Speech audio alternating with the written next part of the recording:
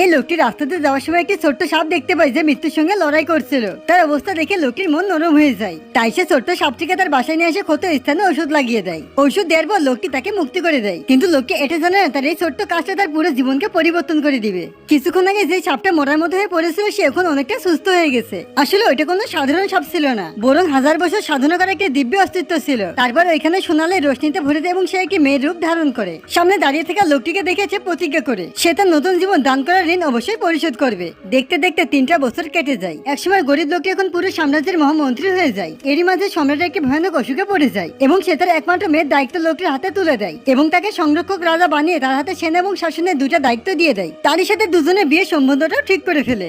লোকটি রাজাকে ওয়াদা করে সে তার মেয়েকে সবসময় সুখে রাখবে এবং তার 100টা ভুল হলেও সেটা মাফ করে দিবে। মেয়েটিও তার বাবার সামনে কসম করে সে কখনোই তার বিশ্বাস ভাঙবে না, আর যদি ভাঙে তাহলে তার সর্বনাশ হয়ে যাবে। এরপরে রাজার পরিবর্তে তার মেয়ে তার গদিতে বসে। সাম্রাজ্য শান্ত করতে এবং রাজার স্বপ্ন পুরো করতে লোকটি তার দলবল নিয়ে সীমান্তে যুদ্ধ করতে চলে যায়। তখন মেয়েটি বলে, তুমি যুদ্ধ করে ফিরে আসলে আমরা বিবাহ করব। 3 বছরের মধ্যে সাম্রাজ্য একেকৃত হয়ে যায়। কিন্তু একের পর এক যুদ্ধের কারণে লোকটি অনেক দুর্বল হয়ে যায়, যার ফলে তার 30 বছর বয়সে তার চুল সাদা হয়ে যায়। সে মনে করে হয়তো মেয়েটি তার ওয়াদা পালন করবে, কিন্তু পরিস্থিতি এখন পাল্টে গেছে, কারণ সে অন্য একজনকে তার জীবনসঙ্গী হিসাবে মেনে নিয়েছে। পরবর্তী পার্টের জন্য ভিডিওটা লাইক করে চ্যানেলটিকে সাবস্ক্রাইব করো।